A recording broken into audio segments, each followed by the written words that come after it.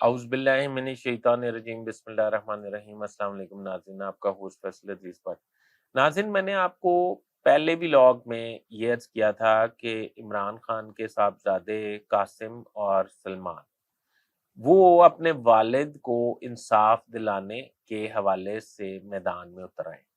انہوں نے میدان میں اتر کے کن کن لوگوں سے کیا کیا مذاکرات کیے ہیں، انہیں کیا کیا لکھا ہے، کہاں کہاں لکھا ہے، تو یہ سارا اس کے ثمرات آنا شروع ہو گئے۔ وہ امریکہ سے ایک بہت بڑی شخصیت پاکستان تشریف لائی ہیں، جن کی ملاقات چیف الیکشن کمشنر سے بھی ہوئی ہے، اور یہ بھی طے ہے کہ ان کی آرمی چیف سے بھی ملاقات طے ہے۔ یہ گو کہ وہ کوئی عہدیدار نہیں ہے، وہ کون سی شخصیت ہیں اور ماضی میں پاکستان کی سیاست میں ان کے شوہر کا کیا کردار تھا یا کیا قربانی تھی، یہ آج میں آپ کو اپنے ولاگ میں بتاؤں گا۔ میرا چینل سبسکرائب کر لیں، بیل آئیکن کے بٹن کو دبا لیں، میں آپ کا بڑا مشکور رہوں گا۔ تو ناظرین، شروع کرتے ہیں کہ قاسم اور سلمان عمران خان کے صاحبزادے ہیں۔ انہوں نے، آپ کو پتہ ہے، انگلینڈ میں ایک ڈیسیژن کیا تھا اپنے اٹارنیز سے مل کے کہ پاکستان میں قید اپنے والد کو نہ صرف انصاف دلائیں گے بلکہ رہائی دلوائیں گے، اس کے لیے تحریک چلائیں گے، اس کے لیے کیونکہ ان کے حقوق کی خلاف ورزی کی جا رہی ہے، انہیں اوپن ٹرائل کا موقع نہیں دیا جا رہا، ان کا ٹرائل جو ہے وہ بالکل مطلب میڈیا کے سامنے نہیں کیا جا رہا یا اوپن کورٹ میں نہیں کیا جا رہا، جیل کے اندر کیا جا رہا ہے، اس لیے وہ متحرک ہوئے۔ آپ کو پتہ نہیں، یہ گورے انسانی حقوق کی خلاف ورزی کے حوالے سے بڑا منجن بیچتے ہیں۔ تو بہرحال انہوں نے سلمان اور قاسم نے اس کے لیے امریکن کانگریس کو خط لکھا، ڈیموکریٹس کو خط لکھا، یو این کو خط لکھا، اور اس طرح یورپی یونین اور تمام کوریڈورز جو ہیں، تمام ڈورز جو ہیں، اس کو وہ نوک کر رہے ہیں۔ اس کے پہلے ثمرات آنے شروع ہو گئے۔ ایک خاتون جو اسسٹنٹ سیکرٹری آف سٹیٹس کے عہدے پر تعینات رہی ہیں، یہ بل کلنٹن کے دور میں اسسٹنٹ سیکرٹری آف سٹیٹس کے عہدے پر تعینات رہی ہیں۔ ان کا نام ہے خاتون کا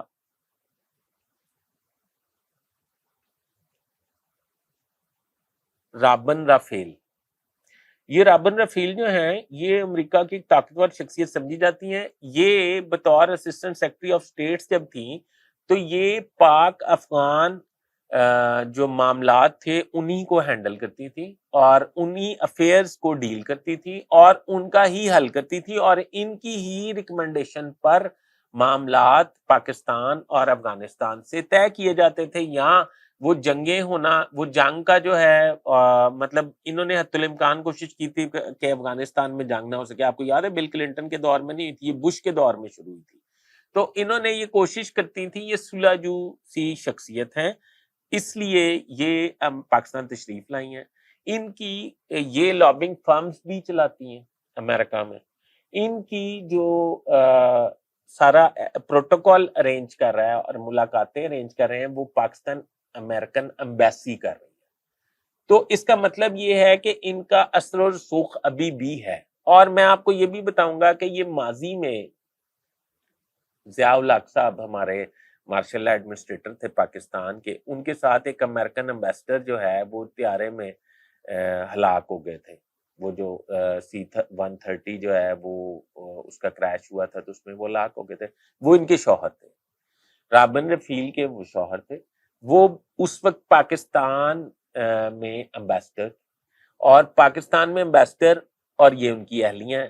یہ پاک افغان، یہ اس کے بعد ویسے تعینات ہوئی ہیں پاک افغان افیئرز کے حوالے سے، پر میں آپ کو بتا رہا ہوں یہ وہ فیملی ہے، یعنی کہ اس کا شوہر بھی اسی مٹی میں ہلاک ہوا ہے، تو بھاولپور میں۔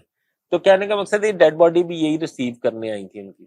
کہنے کا مقصد یہ ہے کہ یہ خاتون جو ہیں رابن رفیل، یہ امریکہ کی ایک مطلب آپ سمجھے پاکستان اور افغانستان کے حوالے سے طاقتور شخصیت سمجھی جاتی ہیں۔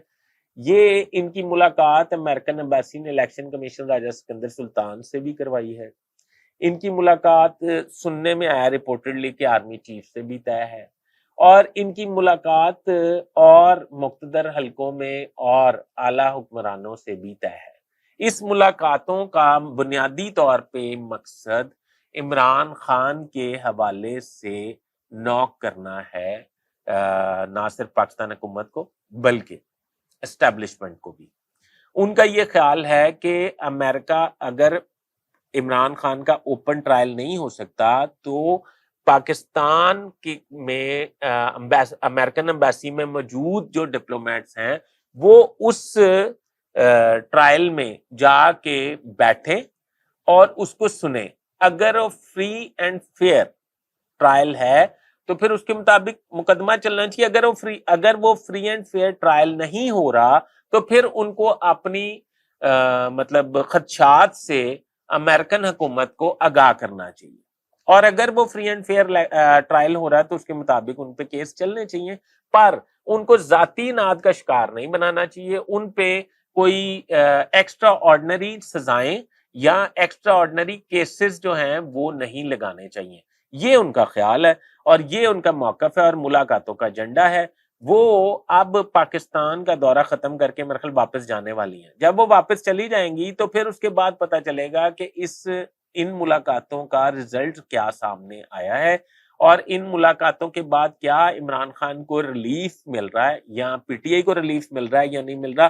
پر اگر امریکن ڈپلومیٹس جا کے جیل میں عمران خان کے کورٹ ٹرائل میں بیٹھنا شروع ہو گئے تو میرے خیال میں تو یہ کافی حیرت انگیز بات ہے، اور میں یہ سمجھتا ہوں کہ پھر ہم یہ سمجھیں گے کہ اگر امریکن ڈپلومیٹس نے جا کے بیٹھنا ہے تو پھر انہیں اوپن کورٹ میں ہی عمران خان کا ٹرائل کرا لینا چاہیے، تاکہ یہ تو پتہ چلے۔ اور باقی جو لوگ ہیں، سینکڑوں گرفتار ہیں پی ٹی آئی کے کارکن جو ہیں، وہ ان کا ٹرائل بھی اوپن کورٹس میں ہی شاید ہو رہا ہے۔ ابھی تو خیر وہ ملٹری کورٹ میں ہے تو ان کا ٹرائل بھی ابھی ڈیسائیڈ نہیں ہوا کہ وہ ملٹری کورٹس میں ہی ہونا ہے یا اوپن کورٹس میں ہونا ہے۔ آنے والے وقت میں کافی چیزیں واضح ہو جائیں گی۔ اپنے ہوسٹ فیصل ادریس بٹ کو اجازت دیجیے، میرا چینل سبسکرائب کر لیجیے گا اور بیل آئیکن کے بٹن کو دبا دیجیے گا۔ اپنے کمنٹس میں آپ میری رہنمائی ضرور فرمائیے گا۔ خدا حافظ۔